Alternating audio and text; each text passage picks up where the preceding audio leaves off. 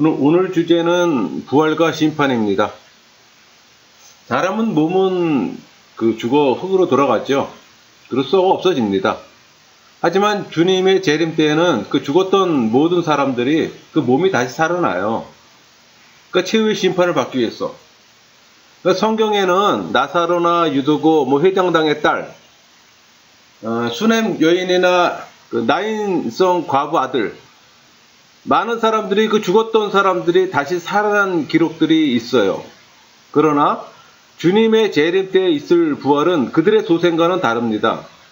그때는 일부 소수의 사람이 아니라 모든 사람들이 다 부활하기 때문에, 그리고 다시는 죽을 일이 없어요. 우리는 장차 어떤 몸으로 부활할 것인가, 또 그때 있을 최후의 심판의 상은 어떤가, 그걸 오늘 한번 살펴보도록 하겠습니다. 죽은 자의 부활. 한번 죽은 사람이 다시 살아날 수 있을까? 이미 분해되어 없어져 버린 몸이 어떻게 다시 결합될 수 있을까? 이런 의문들 많이 갖잖아요. 우리는 이러한 생각 때문에 죽은 자 부활에 대한 의구심을 갖게 됩니다. 그러나 성경은 여러 곳에서 죽은 자의 부활을 분명하게 말씀해줘요. 히브리서 기자는 믿음의 조상 아브라함에게 죽은 자의 부활에 대한 믿음이 있었다고 말했습니다.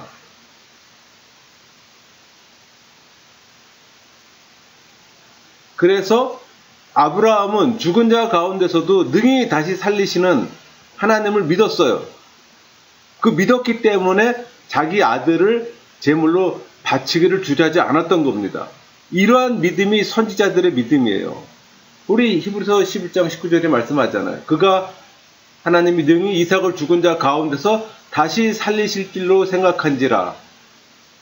비유컨대 그는 죽은 자 가운데서 도로 받을 것이니라. 이삭을 바칠 수 있었던 것은 하나님께서 이삭을 다시 살려줄 거라고 생각했기 때문에 바쳤던 겁니다. 또 이사야서 26장 19절을 보세요. 주의 죽은 자들은 살아나고 그들의 시체들은 일어나리이다. 또 에스겔서 볼까요? 37장 13절. 내 백성들아, 내가 너희 무덤을 열고 너희로 거기에서 나오게 한즉. 이렇게 여러 곳에서 기록되어 있습니다. 예수님께서는 죽은 자의 부활을 여러 차례 말씀하셨어요. 예수님은 믿기를 거절하고 자기를 핍박하는 유대인들에게 5장 24절 말씀처럼 하나님을 믿는 자는 영생을 얻었기에 심판에 이르지 아니할 것이며 사망에서 생명으로 옮겨졌다고 하셨습니다. 그리고 곧이어서 5장 29절에 선한 일을 행한 자는 생명의 부활로, 악한 일을 행한 자는 심판의 부활로 나오리라 또 말씀하시잖아요. 무덤 속에 있는 모든 자가 다 하나님의 음성을 들을 때가 올 것이라고 말씀했던 거예요. 또 나사로의 죽음으로 슬픔에 잠겨있던 마르다에게는 요한복음 11장 25절 예수께서 이르시되 나는 부활이요 생명이니 나를 믿는 자는 죽어도 살겠고, 이렇게 말씀하셨어요. 죽은 자의 부활에 대한 소망으로 위로를 받게 된 겁니다. 사도 바울도 죽은 자의 부활을 조금도 의심의 여지 없는 분명한 사실로 받아들였습니다. 그 증거가 고린도전서 15장이에요. 15장은 그 전체가 죽은 자의 부활에 관한 내용으로 가득 차 있잖아요. 그래서 우리 보통 고린도서 15장을 부활장이라고 얘기하는 겁니다. 사도 바울은 죽은 자의 부활을 그리스도의 부활과 연관해서 설명했습니다. 그리스도께서는 잠자는 자들의 첫 열매로 다시 살아나셨다는 겁니다. 그러므로 만일 죽은 자의 부활이 없으면 그리스도의 부활도 없었을 것이라고 말했어요. 또 그리스도의 부활을 전파하는 것도 거짓이 될 것이고 그리스도에 대한 믿음도 헛것일 것이라고 말했어요. 이것은 그리스도의 부활이 확실한 사실인 것처럼 죽은 자들의 부활도 확실하다는 것을 강조하기 위해 말하는 방법이에요. 사도 바울은 죽은 자의 부활을 땅에 뿌려지는 씨앗에 비유했습니다. 그렇게 설명했어요. 땅에 떨어진 씨앗은 죽는다. 그러나 그 씨앗은 다시 새 생명으로 살아나 열매를 맺는다. 이처럼 사람은 썩을 것이고 심고 썩지 아니할 것으로 다시 산다고 했어요. 그러니까 욕된 곳으로 심고 영광스러운 곳으로 다시 산다고 했던 거예요. 악한 곳으로 심고 강한 곳으로 다시 산다고. 육의 몸으로 심고 신령한 몸으로 다시 산다고. 그렇게 말했던 거예요. 사도 바울이 제시한 것과 비슷한 예를 다른 경우에서도 발견할 수가 있습니다. 곤충의 예를 한번 들어보면 곤충은 얼핏 보면 죽는 것 같이 보여요. 전혀 다른 모습의 생명체로 또 탈바꿈해서 살아가잖아요. 겨울에 보는 나무나 풀은 아주 죽은 것 같으나 또 새보면은 또 새싹이 나잖아요. 그 몸에 되어 없었던 달은 또다시 보름달로 또 차오르고. 그러니까 이런 모든 증거를 통해 죽은 자의 부활을 분명한 사실로 믿습니다. 또 사도신경에서 몸이 다시 사는 것과 영원히 사는 것을 믿사옵니다. 이렇게 고백했잖아요. 그럼 우리는 부활한 이후의 몸을 흔히 부활체라고 부릅니다. 그러면 부활체는 어떤 상태일까? 지금의 몸 그대로일까? 아니면 지금과는 전혀 새로운 모습일까? 이런 거에 대한 의구심들이 많이 있어요. 성경은 부활체에 대해 두 가지 특성이 있음을 분명히 가르쳐주고 있습니다. 그 첫 번째가 부활체는 지금의 몸과 동일하다는 거예요. 그러니까 모든 사람들이 다 부활한다고 해서 그 부활의 몸까지 누가 누군지를 알아볼 수 없을 정도로 모두 똑같은 상태로 되어진다는 게 아니에요.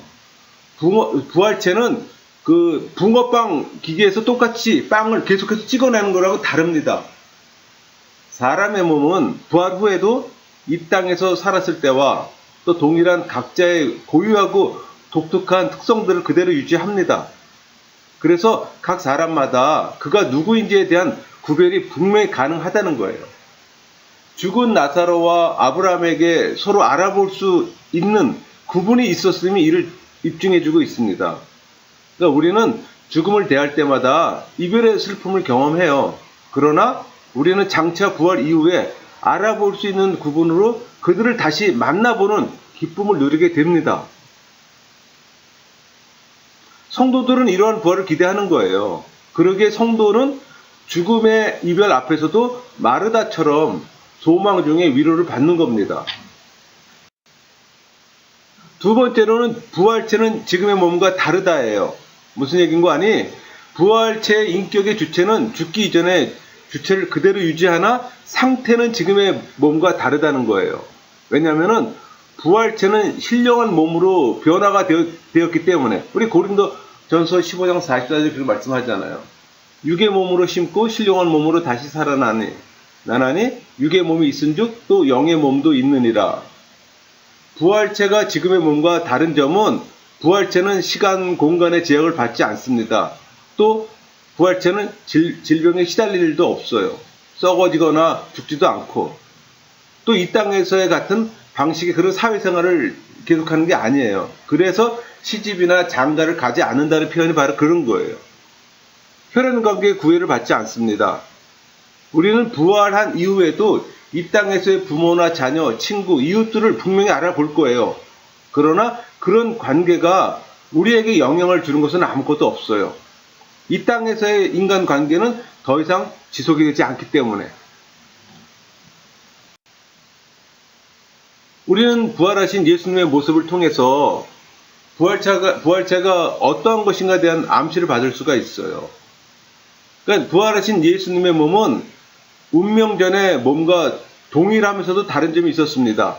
그러니까 예수님은 운명하기 이전의 모습 그대로 부활하셨어요. 그리고 바로 그 몸으로 제자들과 이야기하시고 음식도 같이 하셨어요. 제자들은 그 모습을 그들의 눈과 손으로 분명하게 확인했습니다. 사람들도 이처럼 각자의 고유한 특성을 지닌 부활체를 가질 겁니다. 그러나 부활하신 예수님의 몸에는 큰 변화가 있었어요. 그러니까 부활하신 예수님은 장기문을 통과하셨잖아요. 또 구름을 타고 승천하셨습니다. 그러니까 부활하신 예수님의 변화된 모습 때문에 무덤을 찾았던 여인들이나 엠마오로 가던 제자들은 예수님을 몰라보기까지도 했어요. 자, 그럼 우리 부활의 대상이 누군가 우리 관심이 가잖아요. 여러분, 죽은 자의 부활에는 의인과 악인의 구별이 없습니다. 죽은 모든 사람들은 선악간의 이해 없이 다 부활하게 됩니다. 그러나 부활을 하게 되는 목적과 그 이후의 상태는 구별이 있어요. 그러니까 의인은 부활을 한 이후에 영생에 이르게 될 것이고 악인은 영벌에 이르게 된다는 거예요. 그래서 예수님께서는 의인과 악인의 그 부활을 생명의 부활과 심판의 부활이라는 다른 명칭으로 구별해 부르셨어요. 우리 요한복음 5장 28절 29절 볼까요? 이를 놀랍게 여기지 말라. 무덤 속에 있는 자가 다 그의 음성을 들을 때가 오나니 선한 일을 행한 자는 생명의 부활로, 악한 일을 행한 자는 심판의 부활로 나오리라. 사람들 중에는 부활에 이르지 않는 예외가 없습니다. 단 예외가 하나 있는 게 뭐냐면은 그리스도 재림 때까지 살아있는 사람들, 그들에게는 몸의 부활이 없어요. 그들은 죽음을 통과하지 않고 살아있는 그대로 주님의 재림을 맞이하기 때문에.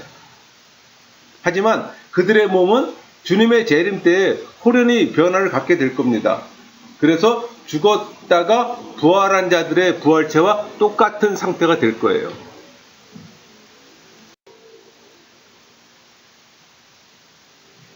최후의 심판, 히브리서 기자는 말하기를 9장 27절에 한 번 죽은 것은 사람에게 정한 것이요 그 후에는 심판이 있으리니, 이것은 모든 사람에게 한 번 죽는다는 것이 정해진 것처럼 심판도 정해져 있음을 가르쳐주는 말씀이에요. 그러니까 죽은 사람들뿐만 아니라 살아서 주님의 재림을 맞는 사람들도 최후의 심판을 받습니다. 이 사실은 베드로전서 4장 5절, 그들이 산 자와 죽은 자를 심판하기로 예비하신 이에게 사실대로 고하리라. 그러니까 사도 베드로의 말씀이 잘 나타나 있잖아요. 그렇다면 심판은 누가 하는 것이며 어떤 기준에 의해서 이루어질 것인가, 그리고 그 결과는 어떠한가, 그것도 궁금해지잖아요. 여러분, 최후의 심판의 집행자의 주체는 성부 하나님, 성자 하나님, 천사들, 성도들입니다. 그러니까 성부 하나님부터 볼까요? 최후의 심판을 하시는 분은 하나님이세요. 오늘 로마서 14장 10절을 볼까요? 내가 어찌하여 내 형제를 비판하느냐, 어찌하여 내 형제를 업신 여기느냐, 우리가 다 하나님의 심판대 앞에 서리라.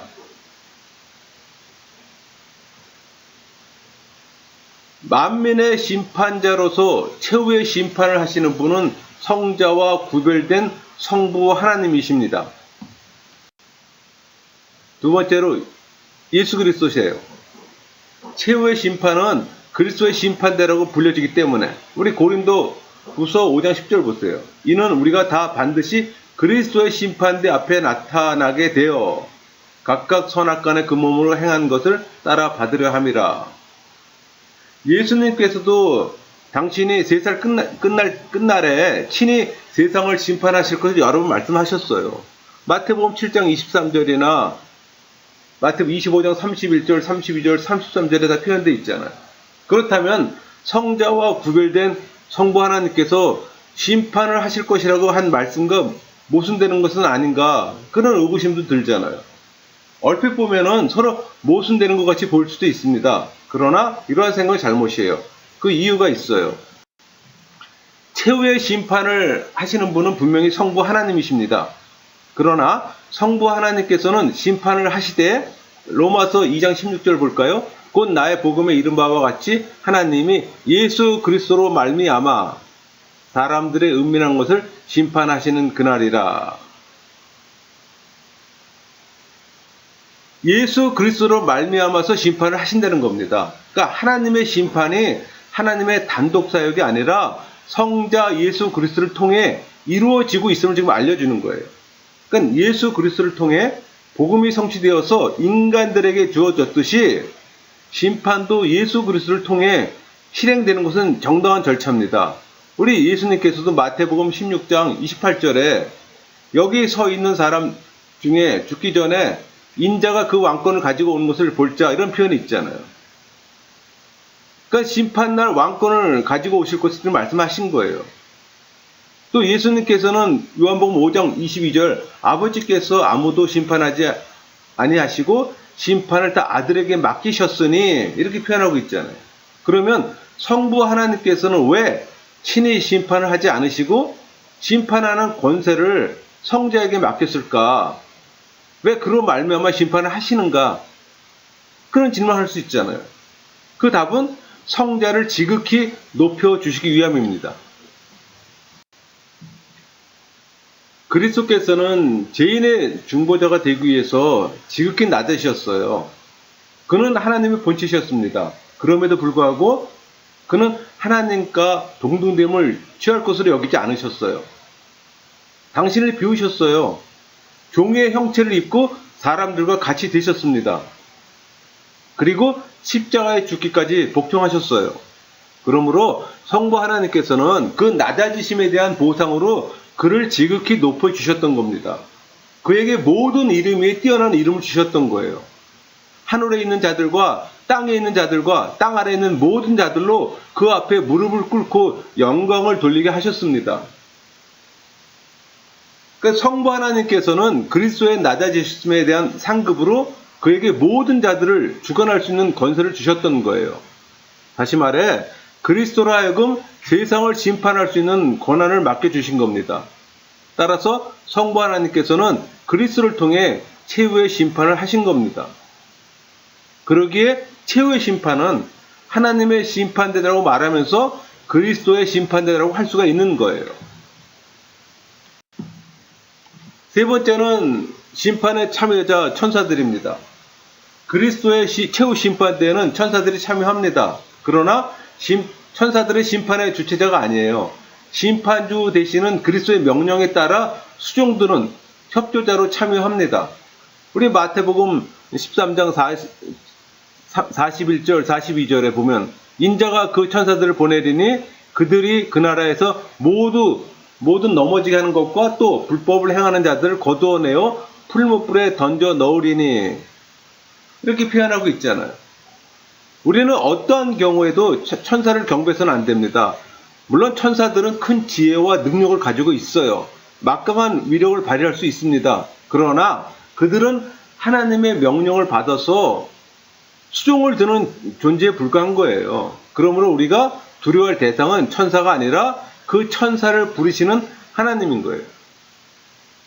악한 천사들이 하나님을 대적하는 경우를 하더라도 마찬가지입니다. 그들의 악행도 역시 하나님의 허용하심 안에서 이루어지는 거예요. 우리 욥기 2장 6절에 잘 나타나잖아요. 여호와께서 사탄에게 이르시되 내가 그를 네 손에서 맡기노라. 다만 그의 생명은 해하지 말지니라. 따라서 우리는 조금도 악령들을 두려울 필요가 없습니다. 왜? 하나님께서는 사람들이 미혹에 빠져서 악령을 따르는 것을 가장 미워하시기 때문에.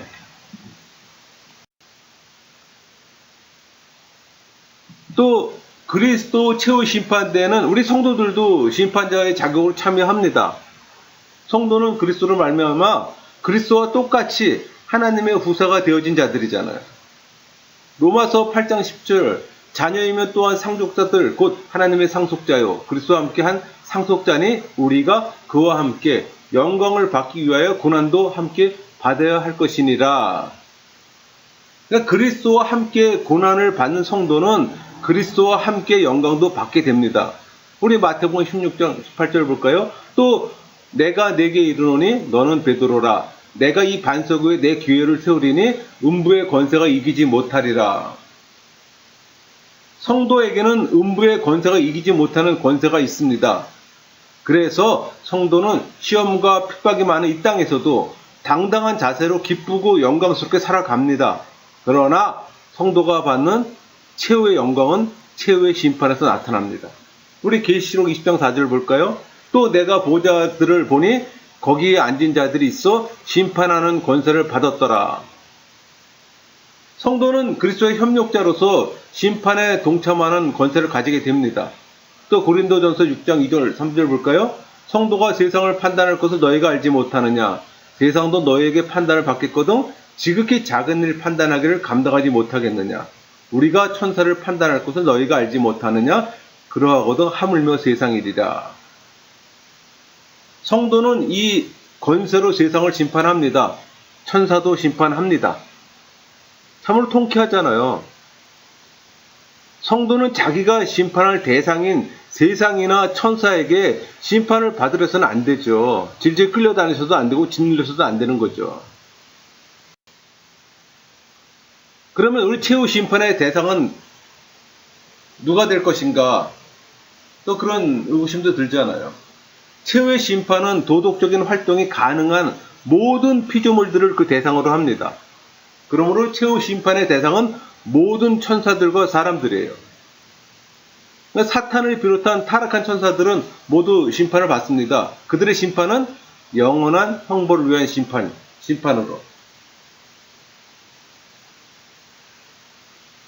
어떤 사람은 그런 질문을 해요. 어떻게 살아계신 하나님께서 자기가 창조하신 피조물을 영원히 벌할 수 있겠는가 하는 그런 질문을 하는 사람도 있어요. 그래서 하나님께서는 어느 정도의 벌을 내리신 후 마침내는 다 용서해 주실 것이라고 생각하는 사람도 있습니다. 그러나 하나님의 사랑 때문에 악한 천사들이 용서를 받게 되는 일은 결단코 없습니다. 왜? 하나님의 사랑에는 공의가 포함되어 있기 때문에. 도덕적 존재들에 대해 행한대로 판단을 내리는 것이 최후의 심판이라고 볼 때 선한 천사들 역시 최후 심판의 대상이 될 것이라고 짐작이 가능합니다. 그런데 성경은 선한 천사들이 최후 심판의 대상이 되는지에 대해서 분명히 언급하진 않아요. 그러므로 선한 천사들이 최후 심판의 대상이 되는지에 대해서는 뭐라고 단정 지을 수가 없는 거예요.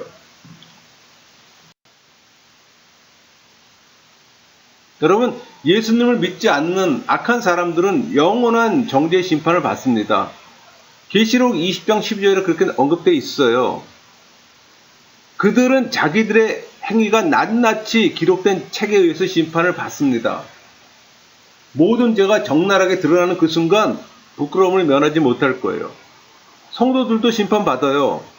성도들은 심판을 받지 않을 것이라고 생각하는 사람도 있어요. 요한복음 5장 24절 보세요. 내가 진실로 너에게 이르노니 내 말을 듣고 나 보내신 이를 믿는 자는 영생을 얻었고 심판에 이르지 아니하나니 사망에서 생명으로 옮겼느니. 아마 이 말씀 때문에 이런 생각을 아마 했던 것 같습니다. 그러나 이 말씀은 성도들에게는 악인들이 받는 그 영원한 정죄 심판이 없을 것을 의미하는 거예요. 성경은 성도들이 심판받을 것에서 분명히 말씀하셨습니다. 사도 바울은 고린도후서 5장 10절에 이는 우리가 다 반드시 그리스도의 심판대 앞에 나타나게 되어 각각 선악간에 그 몸으로 행한 것을 따라 받으려 함이라. 여기서 우리가 성도를 가리키는 거예요.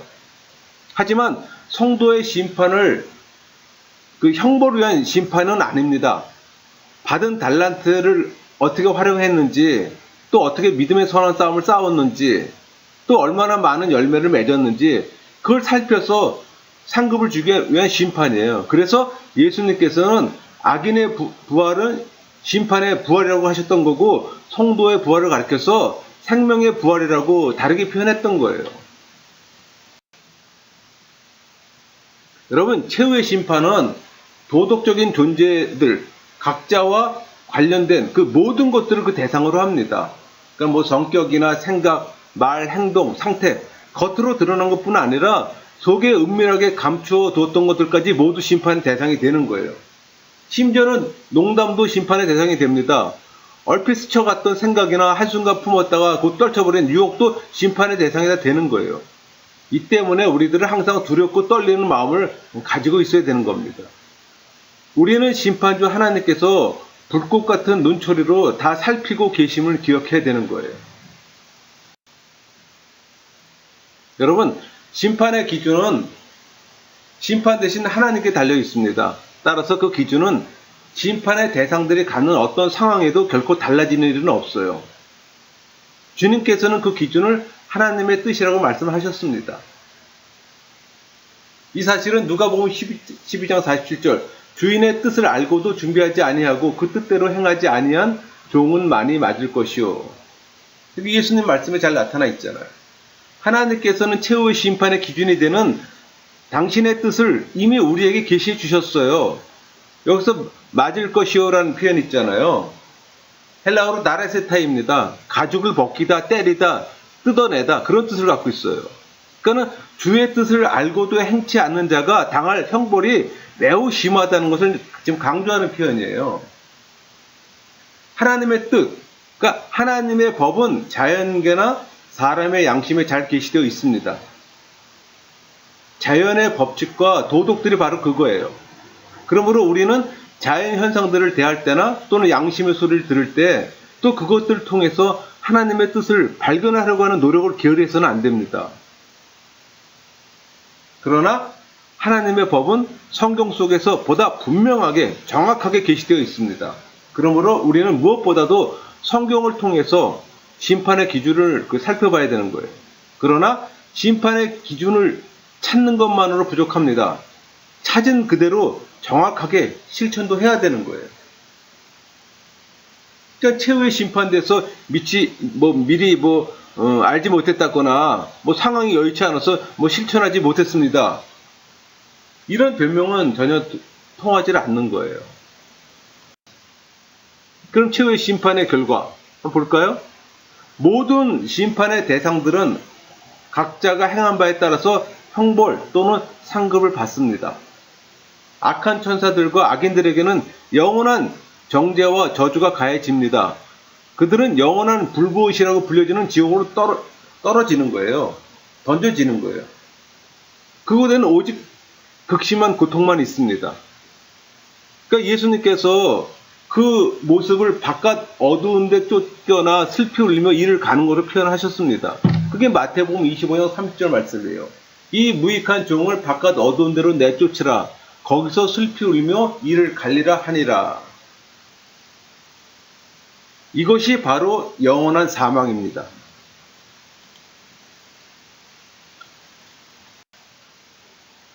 그러나 성도들은 심판의 결과로 의인이라는 선언을 받습니다. 그리고 하나님의 후사로서 특권을 누리게 되는 거예요. 이러한 결과는 이미 믿는 그 순간에 주어진 것입니다. 그러나 최후의 심판에서는 그것을 공식적으로 선언받아요. 그러니까 의인으로 선언받은 성도들은 천국에서 완전한 축복 상태에 들어가게 되는 거예요.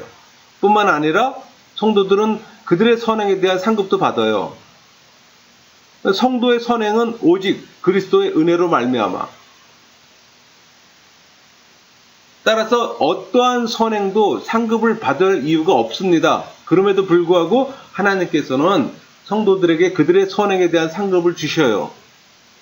여러분, 이거야말로 사람이 누릴 수 있는 최대의 영광입니다.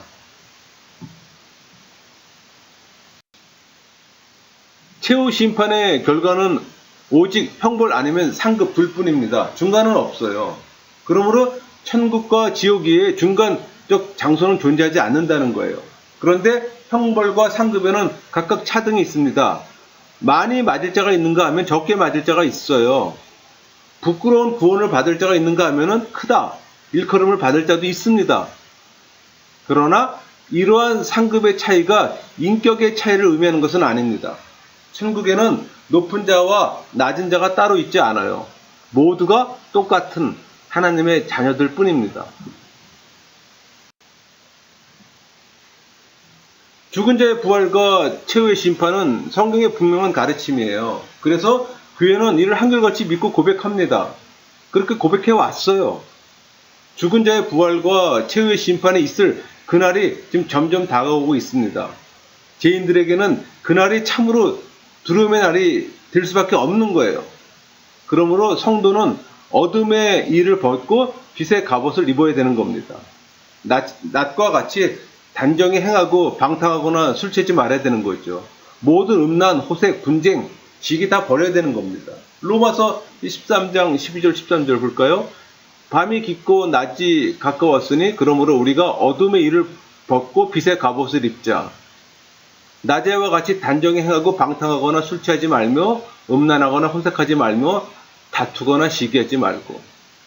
우리에게 주신 말씀이에요. 여러분, 범죄한 일이 있으면 회개하세요. 악한 길에서 떠나야 됩니다. 그러면 그날은 하나님께서 성도들을 신원하여 주시는 기쁨의 날이 되는 거예요. 우리 계시록 18장 20절 볼까요? 한루가 성도들과 선자들아 그로 말미암아 즐거워하라. 하나님이 너희를 위하여 그에게 심판을 행하심이라 하더라. 그러기에 성도들에게는 그날이 오히려 큰 위로와 소망이 되는 날입니다. 우리는 마치 신부가 설레임과 기대 속에서 신랑을 기다리는 것처럼 그날을 바라보는 사람이 되어야 합니다. 마치겠습니다.